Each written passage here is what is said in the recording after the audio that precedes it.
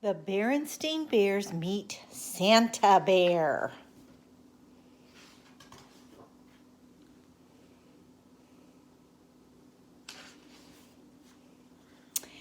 It was just 2 days after Thanksgiving, and the sights and sounds of Christmas could be seen and heard all over Bear Country. "It seems to me," said Mama Bear as the Bear family arrived at the Bear Country Mall, "that the Christmas season starts earlier each year." "Yes, isn't it great?" said Papa Bear, admiring the mall decorations. "I'm not so sure," sighed Mama. "I'm concerned about Brother and Sister Bear. Too much excitement isn't good for cubs." "No need to be concerned," said Papa. "Brother and sister are good little cubs. I'm sure they'll be calm and sensible about the whole thing." But if Papa had looked at brother and sister at that moment, he wouldn't have been so sure. They were passing the big new toy store, and brother and sister didn't look the least bit calm and sensible. They had just come from watching Saturday morning television, and there had been lots of commercials for the new Christmas toys. Sister had wanted them all. A bear hug teddy that hugged you back when you squeezed it, a ride-on pink pony, a clown-faced mobile kit, and giggly goo, a strange substance that you could make into all sorts of funny shapes. There had been some things that had excited Brother, too, especially a remote control robot that could stand on its head and a dinosaur modeling kit. And there they were, right in the toy store window, plus lots more.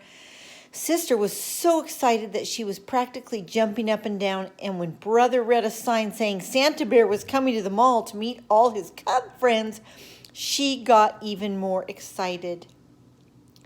"Coming soon, Santa Bear will be here to meet his friends." "Santa Bear!" she cried. "Oh, Mama, may I come meet Santa Bear? Please, may I, please?" "In good time," said Mama, sighing again. "Calm and sensible, eh?" she asked, looking at Papa. Sister Bear could hardly wait to start her Christmas list. She needed a little help from Brother with the hard words, but she didn't need any help thinking up things she wanted for Christmas. "Dear Santa Bear, this is my Christmas list. Bear hug teddy, happy pink pony, clown mobile, giggly goo, a red ball, bubble pipe, gumball machine, dollhouse furniture, new doll clothes, washing machine, comb and brush set, birthstone ring, pink mittens, ice skates." Over the next few days, the sights and sounds of Christmas became stronger and stronger, and Sister's list grew longer and longer. After a while, it looked like this: lockets, storybooks, coloring books, crayons, paints, paint pad, clay, bunny puppet, froggy puppet, teddy cart, bike, roller skates, tiddlywinks, puzzles. "You know," warned Brother, "if your list is too long, Santa Bear might think you're greedy and not bring you anything." Sister hadn't thought of that. "Santa Bear has a lot of cubs besides you to think about. All the cubs in the world." She hadn't thought of that either. As she looked at her long list, she began to get a little nervous. "Have you ever met Santa Bear?" she asked Brother. "Sure," answered Brother, who was finishing up his list, which was very short. "A couple of years ago, he asked if I'd been good, then I told him what I wanted for Christmas and gave him my list, and that was that. It was fun." Here's Brother's list. "Dear Santa Bear, for Christmas, I would like a robot that can stand on its head and a dinosaur molding set and some surprises. Thank you, Brother Bear." Now Sister was really nervous. She thought of all the times she hadn't exactly been good. The time she and Brother had gotten into a fight and shouted at each other. The time Mama's lamp had gotten broken and they told a big lie. And the time they had let their room get so messy that Mama had threatened to throw away all their toys. Oh, I wouldn't worry about those times, said Mama, giving Sister a little hug. Santa Bear doesn't expect cubs to be perfect, just good. Then she said, I hope you have your list ready because tomorrow is the day you're going to meet Santa Bear. Sister gulped. It's almost ready, she said. But what about your list for Santa, yours and Papa's? Oh, don't worry about that, sweetie, said Papa. Santa Bear isn't for grown-ups. He's just for cubs. Psst, whispered Brother. Presents for Mama and Papa is our job, silly. Come on, let's see how much you've got in your piggy bank. Sister had just enough. Brother had enough and a little extra. That evening, Sister made a new list. It looked a lot like Brother's. When they got to Santa Bear's little house in the mall the next day, there was a line. While Sister waited, she began to think about Santa and what a hard job he had. She wondered how he took care of all those cubs. She wondered where he got all those presents. She wondered then, before she could wonder another wonder, it was her turn, and she was up on Santa Bear's big lap. It's very nice to see you, he said in a deep, jolly voice. Now tell me, my dear, have you been good this year? Well, said Sister, taking a deep breath, I haven't been perfect, but I have been good.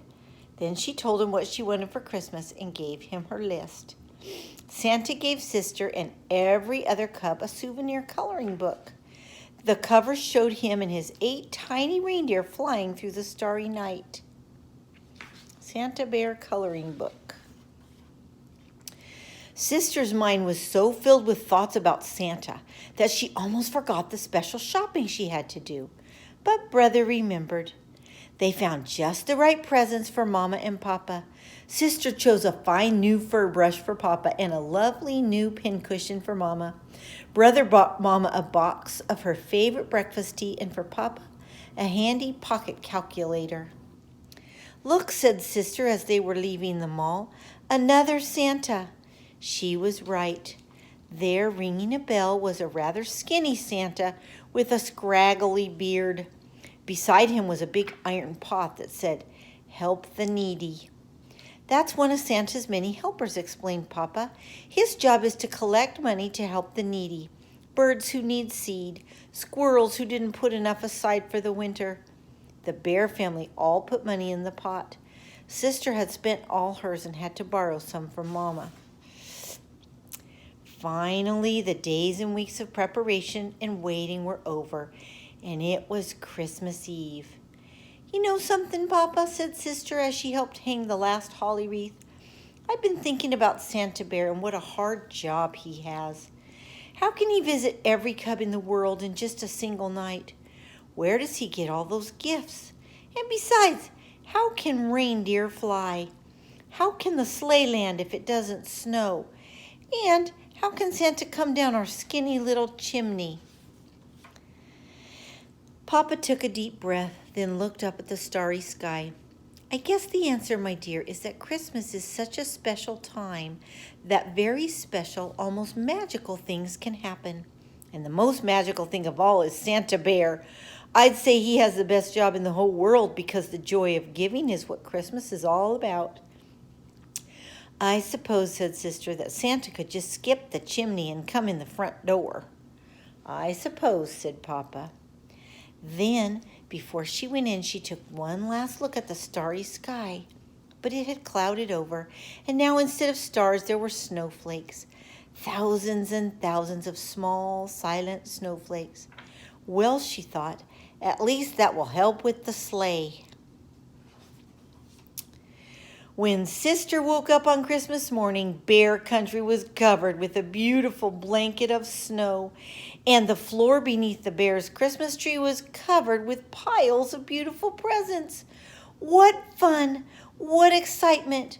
What shouting! Then, when the excitement and shouting were over, the cubs watched Mama and Papa open their presents. What lovely, thoughtful gifts, said Mama. Just what I wanted, said Papa. It was a very special moment. Sister knew right then and there that Papa was right. Santa Bear did have the best job in the whole world because the joy of giving was what Christmas was all about.